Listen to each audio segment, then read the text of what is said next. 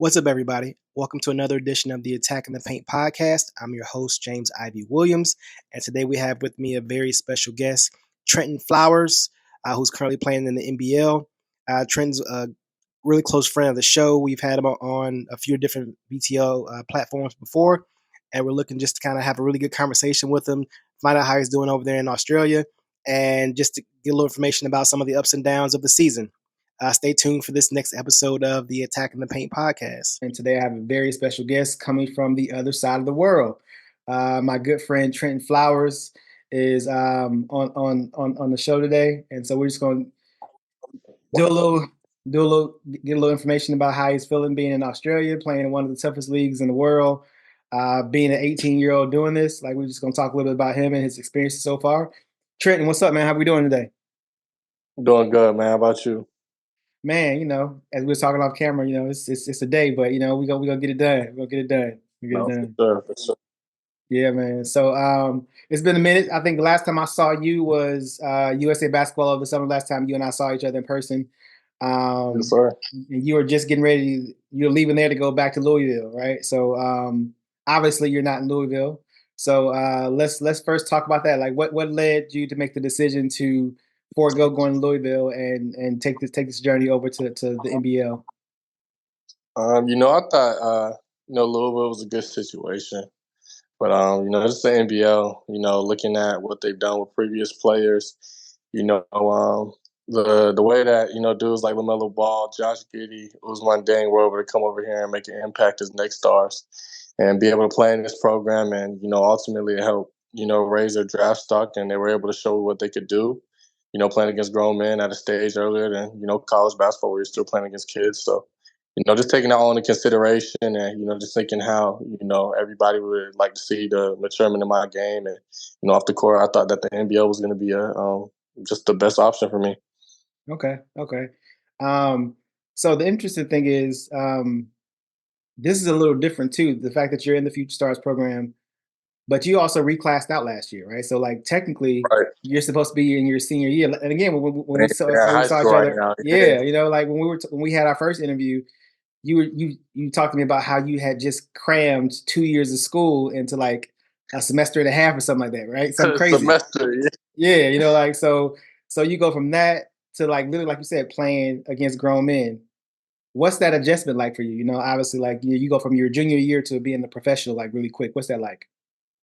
Hey, man, it's a big difference. Was able to play high school basketball at an elite level, or at the highest level of high school basketball, and then was able to go to USA and then be able to play against some college kids, my teammates in the summer, and then coming here, it was a lot different. High school, I feel like there's 4 different levels. High school, you're able to get to wherever you want at any time. Most of the time, dudes aren't as strong or as athletic as you, and it's kind of just easier, so you kind of get a breeze no matter what it looks like. College, I would just say dudes are older, a lot more physical, but it's kind of the same thing. Depending on where you're playing at and what the schemes are going to be and how they're going to play, like, it's going to be a different style of play because it's teams trying to win games and trying to get to a national championship. But professional basketball, it's just way different. You're playing against grown men. They're smart. They played a long time. Their skill set's a lot higher, and ultimately, like, somebody that's 30 years old and I'm 18, like, they have a lot more basketball experience than me. So, I might do a move and they might be like, oh, yeah, I already seen this. Like, let me get here. Let me pull a chair, pull a vet move, like, just something like that. So, there was just different levels, but, I thought I've been able to adjust really well. I've been able to use my speed and my athleticism to help me. And also, I feel like I'm a polished basketball player. So, I can score the ball pretty well. And, I can just play anywhere. So, I thought it was a hard transition at first, but it became very easy, and I feel like I can hold my hold against the best. Gotcha. It's one of the things I think.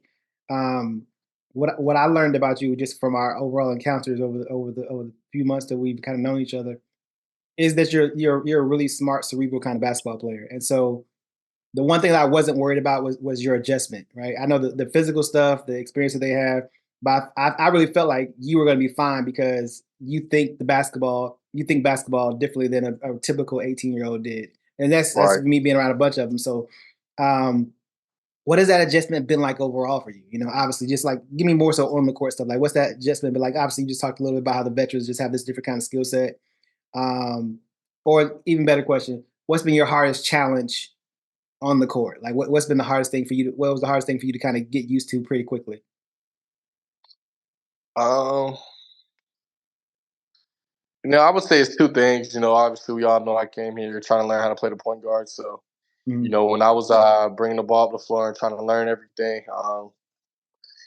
being able to, why I think it was kind of a struggle for me at first was, I had just got fresh off the plane and then played my first preseason game 7 days in. And, it's kind of crazy. You're out there calling plays and Mm-hmm. you're trying to know where all your teammates are at. But I don't even know the plays myself, so I don't even Right, know where I'm supposed to be at, right, So, right.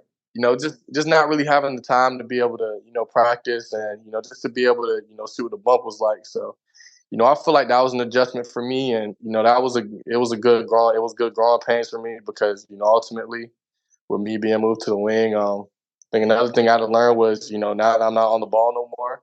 Even though Mm-hmm. in high school I played off the ball, you got to find ways to impact the game. When you're Mm-hmm. not touching the ball, or you know, your teammates coming at you at a handoff, and how can I go screen this man, get the ball back, and create an open shot for me, or create an Mm-hmm. open shot for my teammate, and just make winning basketball plays with the time that I have. So Right.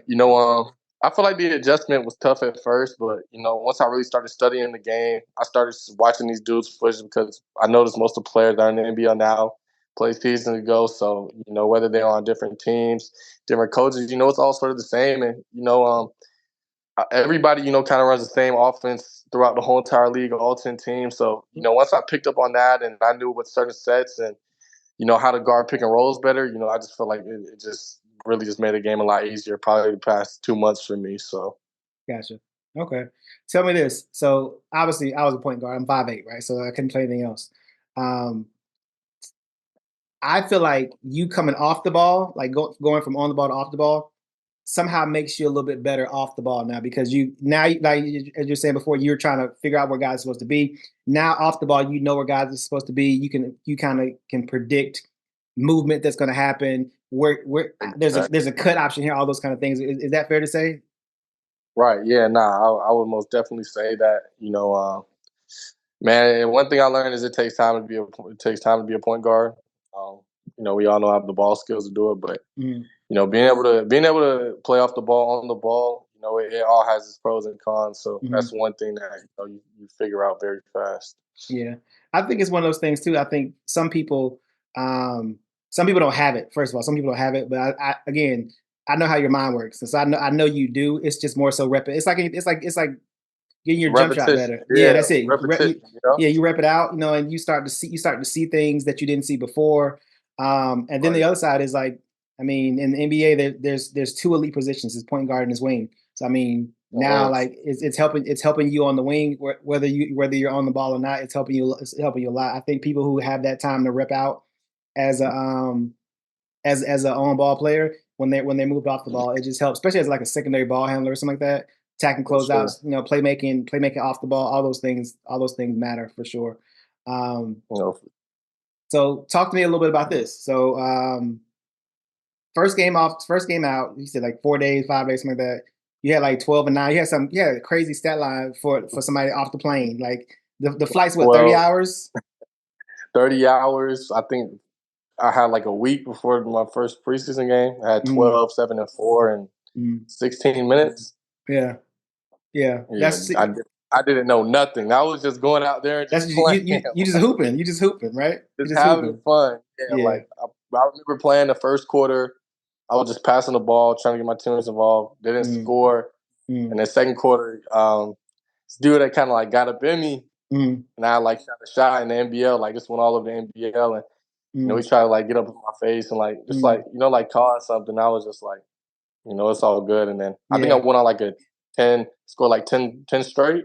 Wow. And then went into halftime with 10, and then ended up not really playing much after that. But you Gotcha. know, uh, that was just a moment where I was like, I think that I can figure out this game pretty fast, and if I'm out there, especially playing against dudes like Gary Brown, Mitch Creek, which are really Mm, good players over here.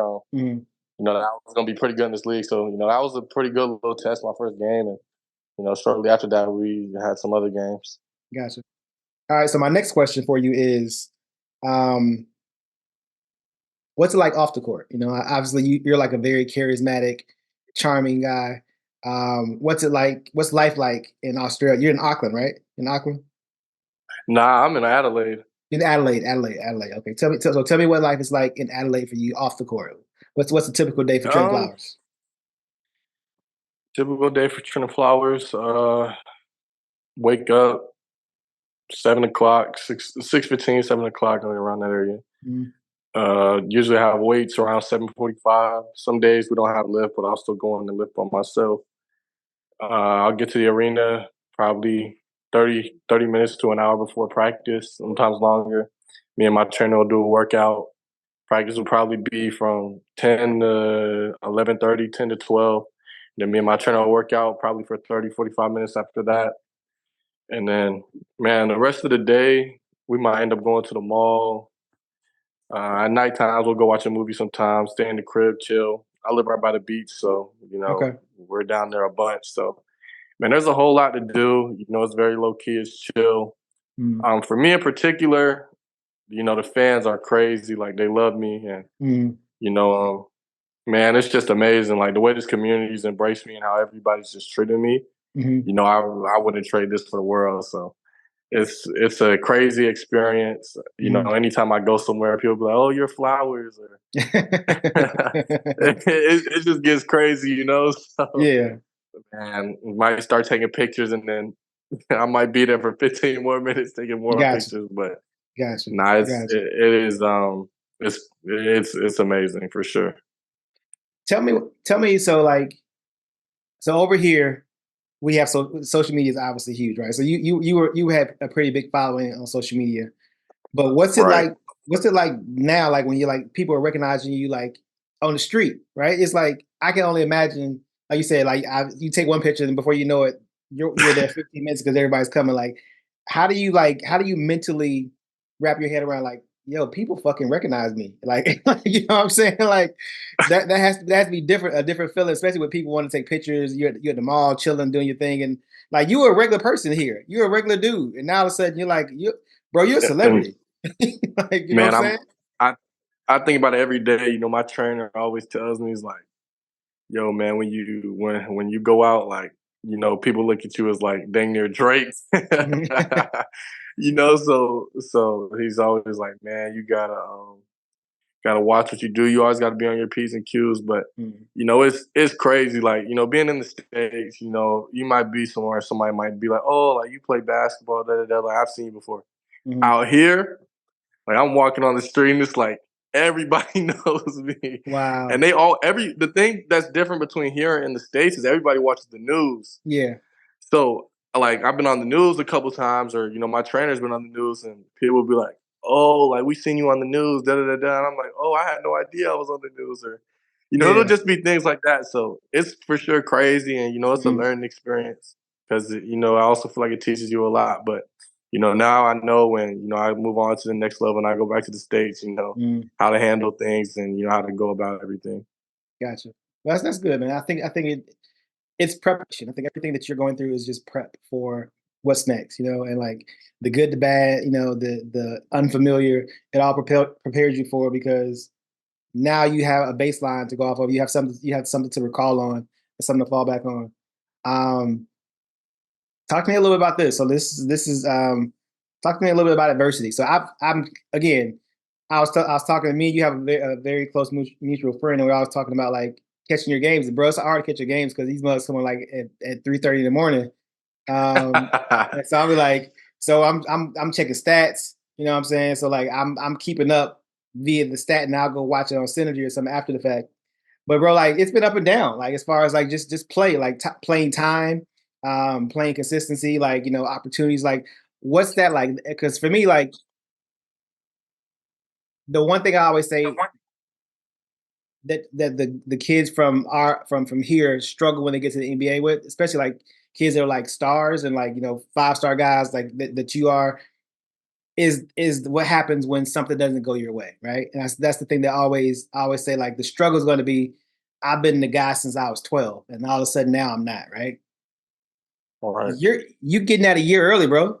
Like think about it. You're getting that prep a year early, right? And like and look, and you're smiling right now. Like I'm looking at you, you smiling, you seem happy. Like some kids are gonna be like frustrated and it's something's wrong. Like tell me how you're handling the adversity of just the up and down play and all that stuff. How are you dealing with that?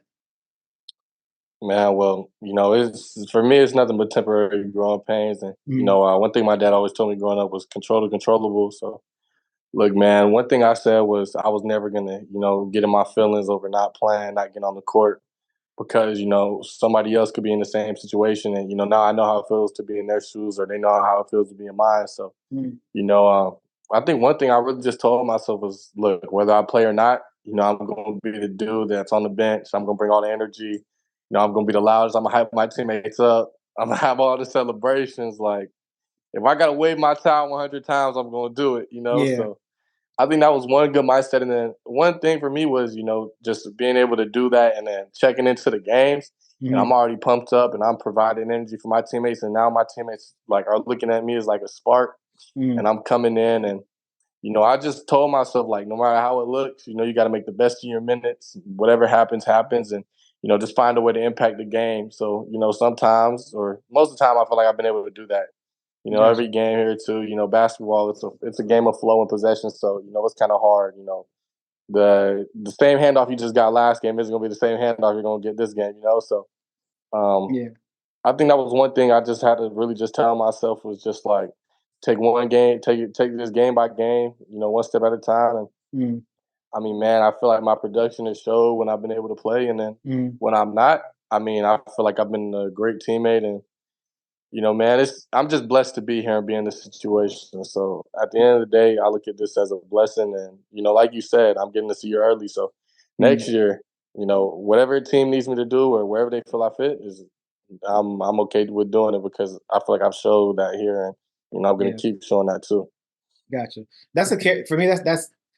First of all, it's not surprising because again, like the thing that I think there's a misconception about young athletes that are really successful early. People always assume that you guys are, excuse my language, arrogant little shits, right?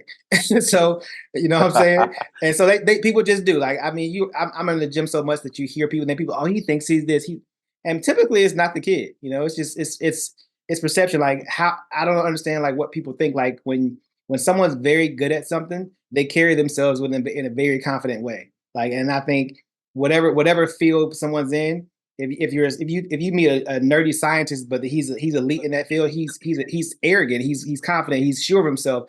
People walk around who are Right. sure, and I think so. I think it's a misconception that people kind of have this idea that of somebody that they're not. And so for me, it's like again, not surprised that you're the biggest and loudest cheerleader for your team when you're not playing, and not surprised that you're taking it in stride because we've had conversations outside of basketball, and I know I feel like I have a good understanding for how you think about this stuff. So it's just more so like everyone else is going to start to get to know that about you, right? The other Right. side, the other thing that I think is really impressive is when you're on the court, the impact that you make, right? Whether some people, a lot of people say, oh, like you said, your dad said controllable, but people who there are a lot of basketball players who say I need my time, I can't get in the rhythm, I can't, I'm not getting these shots. It takes a special kind of basketball player to make an impact in limited time and not knowing what that limited time may be, whether it's 3 minutes one night or 23 minutes the next night, and somehow making an impact. What do you equate that part to say that I don't care what time I get, you're going to feel me on the court? Like how do you get in that mindset and say I'm just going to I don't care what it is, I'm just going to play. Man, my trainer always says, Wi-Fi. Stay where your feet are at. So when you're in the present moment, soak it all in, and just enjoy the moment and just be there. I think one thing I learned was, man, I think a perfect example was I think I didn't really play in the NBL the first 4 games, Mm-hmm. and then I played against Illawarra, and I had 23 points, and I had an 18-point fourth quarter. Mm-hmm. Went 5 or 5 from the three, and 18, I scored more points in one quarter than I scored in the first 4 games. Right. Yeah. So, like, some of that was due to time and opportunity, which is okay. But Man, I think that was just, one thing my coach was telling me at the time too. Whenever your moment comes, just be ready for the moment and, seize it. So I think that's just been the mentality I've had. If I drop one game, oh, okay. The next game, I'm going to get it back. If I drop that game, then I'm looking forward to the next one. Like, I just think that is the mentality I've been having. And then, man, I've just been blessed to be a good basketball player and, also have good physical tools too. So, you know, man, it's just been easy for me to, go out in this league and just be able to find my ways to, get my hands on the ball or, get a block shot or get a rebound, just bring an energy play no matter what. So Gotcha. I would say that was like one of the biggest things, for me coming here, like, just coming to the game. I feel like a lot of players feel like they got to score the ball or they got to do something.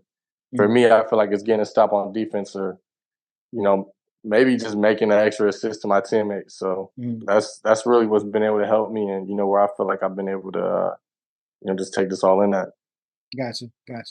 All right, so we're going to talk about a few. So, again, the cool thing is I get to follow social media. There's been some clips, Trentyn, of you catching a few bodies on some people, and so I don't know if you remember this, but I think when we first met, we talked about you dunking with your left hand. I don't know if you remember that conversation we had, I and do.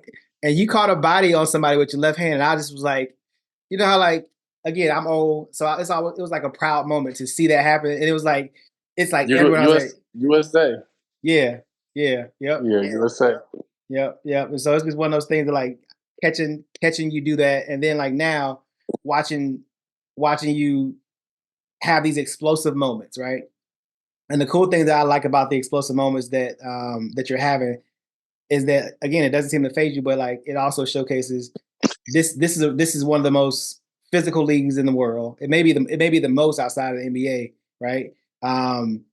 There's a skill level that is comparable to leagues across the world, and you're having these flashes that are just like, whoa, like Trentyn's like he's elite here.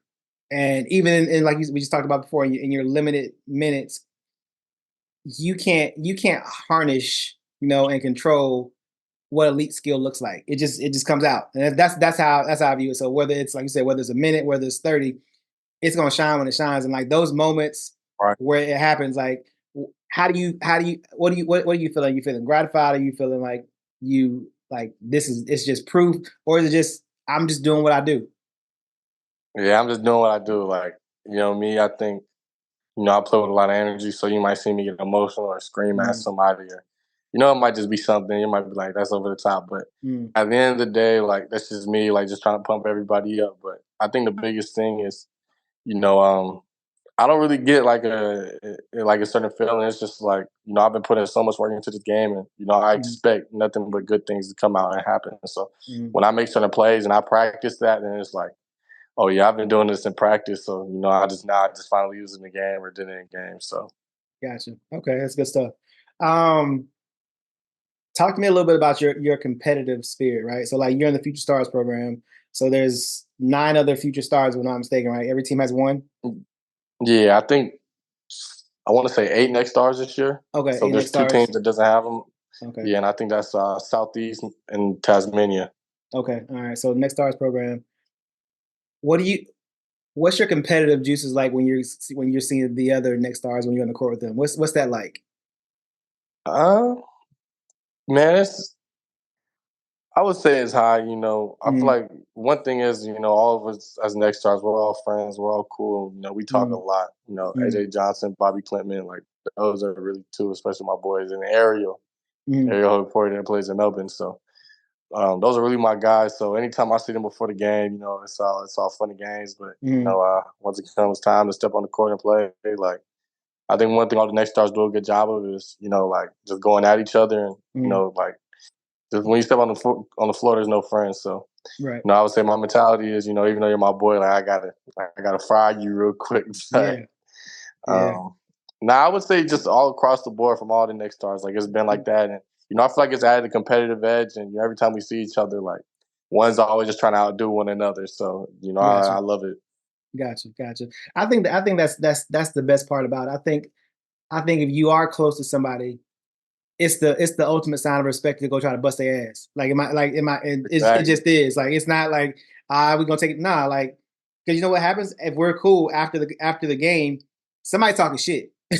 you know, so somebody Facts. saying, you know, like that's like real hoopers. Like what I remember, and like I think that's for me growing up with brothers. Like I love you, but like somebody when it's done, like somebody's talking junk for until the next time we play, right? So, but I think that's the ultimate sign of respect is to like actually try to go destroy your friend on the court or whatever you're doing. It's that's the point. That's the point of it.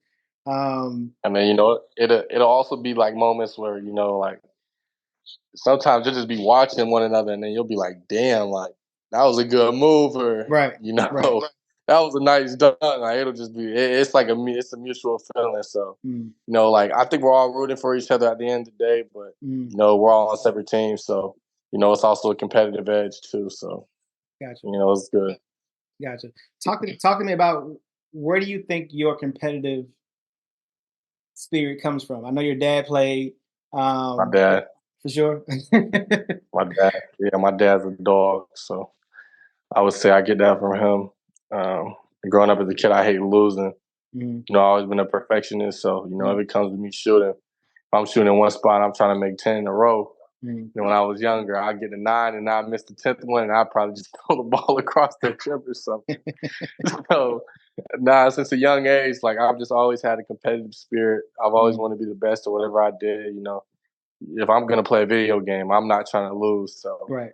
it just goes to everything I'm doing in life, and it's I get it from my dad. Gotcha. All So right. Tell me about growing up with a dad who hooped right at a high level. Um, so look, I got a daughter, and I remember playing Candyland when she was little. I was like, I'm not letting you win. Like, so I don't like whatever. So like, I can only imagine like you got a pops who hooped and you hoop. Like, was he crazy? Like, talk to me man, about those games when you were a kid. man, growing up playing ones against my dad was like the worst thing in the world because like my dad's a big guy, he's like 6'7", Yeah. 210. So I'm like, damn, man, I used to be small too, so he used to play me, and one of his favorite shots to shoot is like, this like he'll like take you to the left wing and just shoot a bank shot from Hmm. dang near the 3-point line, or shoot a post fade. So he's just shooting over me, and I'm Hmm. just getting mad. So I took a lot of L's, a lot of time crying throughout the Hmm. years because I Hmm. couldn't beat him. Yeah. But I think once I got to my sophomore year, freshman sophomore year, and then Mm. now, like, he just knows he has no chance, so we just don't even we don't even play because it would be bad. Yeah. Nah, But look, nah, I have the same thing. Like, so I got brothers, right? Two older brothers, and I had my brother right above me. He was probably the meanest out of all of us. He's an ass, right? But like, what he would do is we would be playing. He would block every shot, oh every at man, Trent. When I say every shot, jumper, layup, whatever it is, he was. I remember like the ball not touching the backboard for like weeks, and to the point like you literally like you said, I'm crying, right? right? But the other side is I remember coming back from college, my freshman year in college, and I got beat him, and I'm like, it was the best feeling ever. He didn't play me since either because he like it was like I'm talking shit, but it was like one of those things like when you finally can beat him, it's the best feeling because like all those Yo, times you yo, like just yeah, it's crazy. yeah, like like my dad will never live it down, and then those are defining moments for Hmm. sure. Yep, Those are character building moments. So for sure. I always tell people with me with them in particular, the moment they made me so tough that like when I would leave, I wasn't fearful of anybody. Right? You come across right, somebody and be like, man, please, like. And again, like my brothers weren't they weren't like college athletes. They both played in high school, whatever the case may be. But like, I was like, if I didn't feel like you could beat my brother, I wasn't scared of you. And so like, I walked on every court like, what like, and people thought I was crazy because of that. I remember like when I first got to college, like small little NEI school, but I'm like, I don't give a fuck who y'all are. Like, like, you know what I'm saying? Like it's gonna go down like that. And so like I feel like those are the moments that like it's people always talk about, it's the training, it's the sometimes it's that backyard stuff with somebody close to you that loves you that beats you up more than like anybody else can ever do it. I think I think those things are the for sure. biggest character builders for sure. No, Um I agree. so talk to me a little bit about how the Next Stars program you feel is preparing you for when you come back. Like, tell me what you think is what how's it helped you the most? How's the Next Stars program helped you the most? First of all, like just pro basketball, so just an everyday routine. Knowing how to manage downtime, free time. Mhm, Um, being able to create positive, successful work habits, mhm, and then also too, like I would say, a big underrated part that nobody tells you about is like with the 36ers, like we have these things called promos or camps where we have to go to kids and we'll have signing sessions after for, mhm, an hour, or, however long. So, I feel like one thing that's really been good about it is, it teaches you how to, really just take your time with everybody, impact kids, mhm, just deal with so many different people. And, I just think that was just an underrated part. Like, I didn't even know I had any idea that I was going to be participating or doing things like this when I first got here. mhm, So, I thought that's been one of the best things about this. Like, for example, like we might go and play two two 10-minute scrimmage against like a school's like a middle school's team, a middle school team.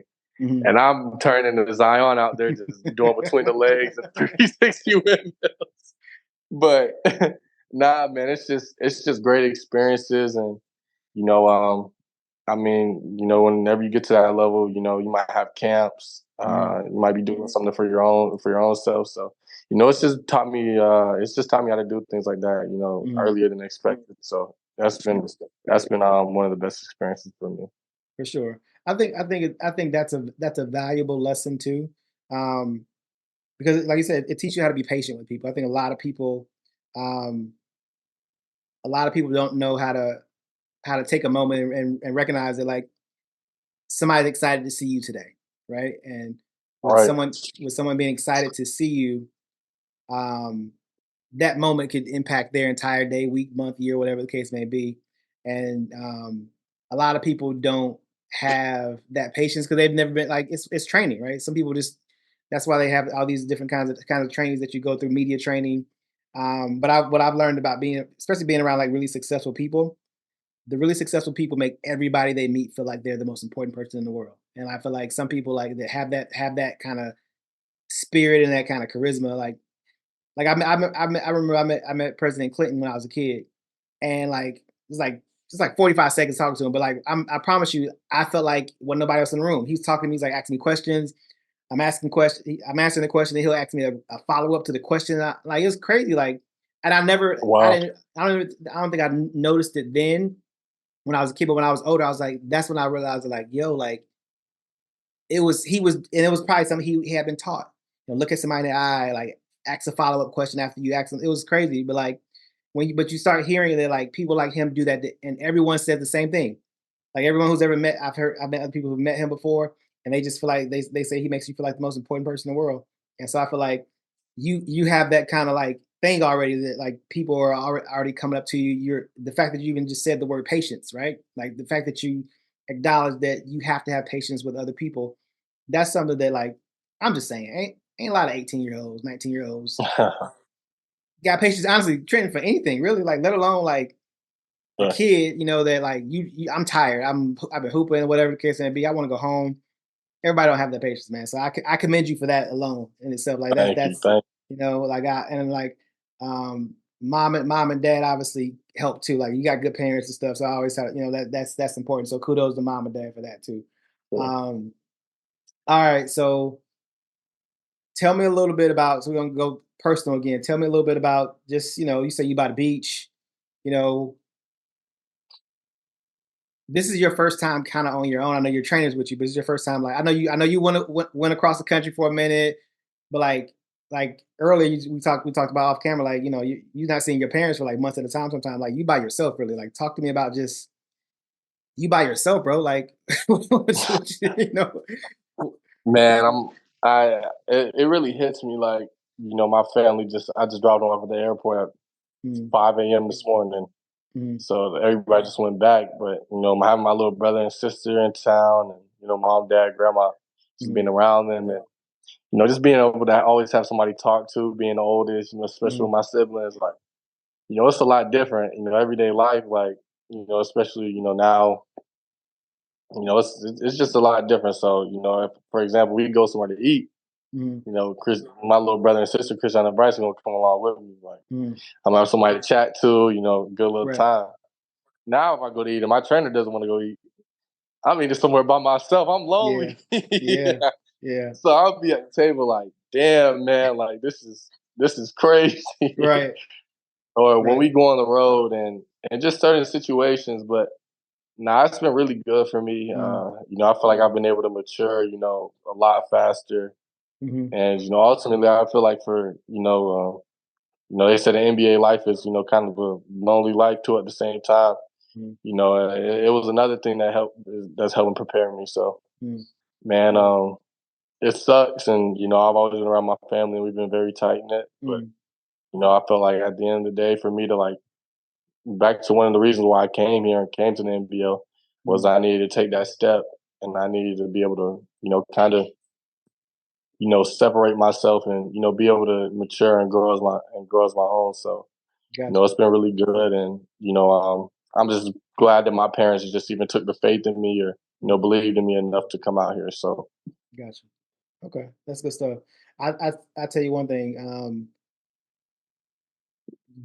Having dinner by yourself. I don't know why I guess for me, like I wanted to get away from my siblings when I was younger, or like when I was like turning into like a teenager, 16, 17, 18. So I started doing stuff early. Like I would go to the movies by myself. Um, I would go to like Dave and Buster's. I would go places by myself. let's go But on my. yeah, like it's crazy. But like now, like as an adult, like as I travel and stuff, like I'm always by myself too. Like so it's one of those things that like you find and so now I enjoy the isolation. I love like car rides by myself. I love I'll go to a bar, like eat at the bar, have dinner, and like literally won't talk to nobody. But I'll people watch. I'll find a way to like keep myself entertained. Obviously with these things, that like you always got something to look at. But You it's always got crazy. something to do. Always. So like it's just it's crazy. Like but like I think it kind of it builds a little character. Definitely it kind of like so when something don't happen right, being by yourself is not a big deal. So I think that's kind of cool for sure. For Um, sure. all right, let's see.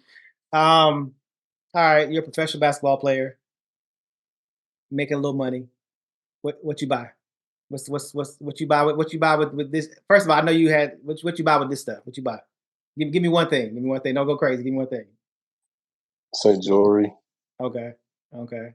A little bit of jewelry. I'm big into fashion, so I would say clothes. Like jewelry's kind of expensive, so from time to time you can do a little bit, but I would say fashion, clothes, like Clothes. just being able to express myself is the biggest thing. Gotcha. All right. Um, tell me like okay. Um, so I'm very boring with my clothes. I feel like I have the same clothes in like 4 or 5 different colors. I kind of rinse and Okay. repeat what I wear. Right. What's your style like then? Talk about a little bit about just your fashion sense, or is it just you're drawn to what you like? What is it? Um, some days I feel like my fashion, it switches up from day to day. Obviously, with the weather, some days Mm, it's hot out here, some days it's cold. mm, So, man, sometimes it's just very plain. I would say I kind of go for like a kind of like a skater boy look. I don't know, baggy t-shirt. mm, Uh, it's hot out here, so I'll wear like jean shorts, mm, some socks, and like probably a nice pair of like white pair of socks always, like never mm. black. And then probably Gotcha. just probably just like a nice pair of shoes. Yeah. But if not, like if I'm coming to the arena or I'm gonna go somewhere nice, you know, man, it could be anything. I might wear a pair of nice jeans. I love baggy jeans. I love cargo jeans, stuff like Mm, that. I have a lot of like nice expensive tops. I have like Rude hoodies, Bape hoodies, like I gotcha. just have like a bunch of different pieces where I can express myself, and then ultimately like from shoes, I have all types of shoes. So I knew that man, already. Already. man, it's I don't know if I had to like just to say to compare my look or style to anybody. I look at Shea Gilgeous a lot in the NBA. Mm-hmm. Another dude I feel like that's really underrated, I would say, is Jalen Green. Okay. Jalen Green has some nice stuff, and then Jalen Williams is also good too. Shea's teammate. So Yeah. man, Okay. yeah, I just like to pick fashion from a bunch of different people. Not just basketball. So yeah, I would say fashion is like really big for me right now. Gotcha. Gotcha. Okay. Cool. Cool. All right. We asking random questions now, just so people get to know you a little bit. All right. So, so, are you an avid YouTube watcher? I imagine you are. Oh, of course, All of right. course. So I'm always getting made fun of because my YouTube feed is like it's random. So like it's for some reason I've been watching like sneaker cleaning, like people cleaning sneakers for some reason. I don't know why, right? So I watch sneaker cleaners. I cut my own hair all the time. So like I watch barbers all the time. Um, Okay. I watch like guys making wood furniture. It's just random shit, right? So like what's your YouTube feed look like? Um, a a lot of fashion videos. I like the GQ ones. I Hmm. like the jewelry ones too. You know, when they go Hmm. down, break down that. It's Hmm. on there. Constant that is the big one. Yeah, Like just watching his like live streams or yeah, some of his clips on YouTube. Like if I want a good laugh, I go and watch that. gotcha. And then I would say it's a lot of like throw NBA throwback games too, Okay, which is crazy.